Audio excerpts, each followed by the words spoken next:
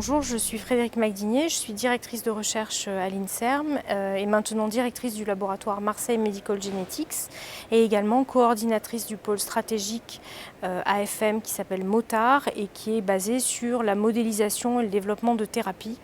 pour un certain nombre de maladies rares. C'est un plan qui a commencé en 2021 et qui va durer jusqu'à fin 2025. On a voulu construire le pôle sur 3 axes de façon à permettre un maximum d'interaction entre les chercheurs sur des thématiques différentes et entre les axes. Il est construit aussi autour de plateformes qui sont communes aux différents aspects. Une plateforme sur les cellules souches, une plateforme d'expérimentation animale et une plateforme de bioinformatique et génomique. Et il va en fait de l'identification de nouvelles mutations, en particulier dans les pathologies neuromusculaires, jusqu'à la modélisation de ces pathologies, mais inclut aussi énormément le développement de thérapies, que ce soit de la thérapie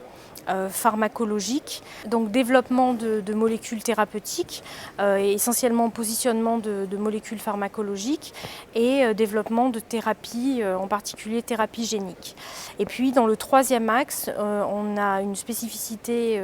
dans l'unité qui est qu'on a développé en fait des outils d'intelligence artificielle et de modélisation des systèmes adaptés aux maladies rares pour pouvoir en fait aider les chercheurs à développer des approches qui permettent d'identifier des voies biologiques ou de repositionner des médicaments. C'est un axe de recherche et à la fois un axe qui permet aux chercheurs en fait d'avancer encore davantage dans leur projet de recherche. La FSHD, c'est un des focus recherche forts du pôle stratégique. C'est un projet qui est financé par l'AFM. C'est le 3e pôle stratégique qui finance la recherche sur la FSHD dans le laboratoire. C'est un travail qu'on a la chance de mener en collaboration avec des services cliniques, puisque sur le même site de la Timone, on a donc un lien fort avec le centre de référence pour les maladies neuromusculaires, c'est le service du professeur Attarian, et on travaille beaucoup avec Emmanuel Salor-Campana. Et on a aussi dans le même périmètre le département de génétique médicale de l'hôpital, qui est le centre principal en France qui fait le diagnostic moléculaire de la FSHD. Et tout ça nous permet en fait de mettre en place vraiment des discussions et des réunions pluridisciplinaires entre chercheurs et médecins pour pouvoir explorer davantage la physiopathologie de la FSHD. Et puis ça nous a permis de mettre en place aussi de nouvelles approches de diagnostic, et en particulier pour la FSHD de type 2, dont le diagnostic moléculaire n'existait pas en France et qui a pu, grâce aux travaux de l'équipe de recherche, aux travaux du département de génétique et au financement qu'on a obtenu via l'AFM,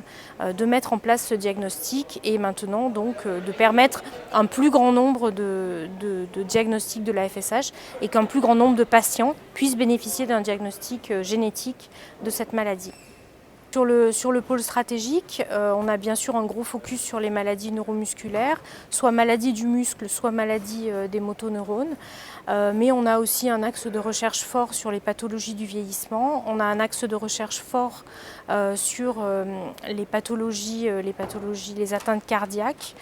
Et puis on a aussi des axes de recherche très innovants sur le développement de thérapies,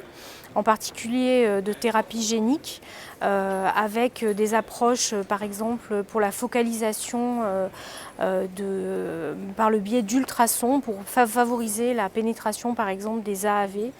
dans certains tissus qui sont difficiles à infecter, comme par exemple le cerveau ou le muscle. Et puis donc grâce à l'axe 3 sur la modélisation bioinformatique, donc on a le développement en fait d'algorithmes spécifiques pour les maladies rares et en particulier d'algorithmes qui vont permettre l'intégration de données multimodales, c'est-à-dire des données cliniques mais aussi des données biologiques pour essayer en fait de trouver vraiment les voies les plus faciles à cibler pour un certain nombre de pathologies et aussi repositionner des molécules pour la recherche de médicaments et la mise en place d'approches thérapeutiques. L'AFM, en fait, par le biais de ce plan stratégique, nous permet en fait d'avoir une visibilité déjà sur le long terme sur les financements. Et donc c'est un confort particulièrement important pour nous chercheurs parce qu'on sait qu'on a des financements pérennes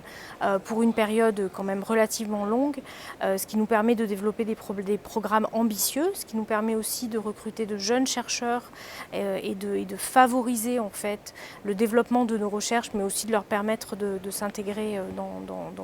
dans le monde académique ou dans le monde de la recherche industrielle.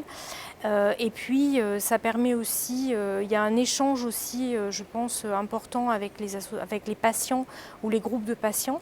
puisque très régulièrement on participe en fait à des rencontres patients-chercheurs. On accueille lors des journées de la science des patients qui viennent visiter le laboratoire, qui peuvent rencontrer les chercheurs, poser les questions. Le laboratoire en fait, et des chercheurs du laboratoire ont développé un événement en fait, qui s'appelle le Rechercheton, qui a lieu sur Marseille le week-end du Téléthon, et qui est en fait un espèce d'endroit totem où les Marseillais en fait, peuvent venir rencontrer les chercheurs et poser leurs questions. Et éventuellement réaliser quelques expériences comme de l'extraction d'ADN à partir de crachats, ce qui a un succès évident auprès des scolaires.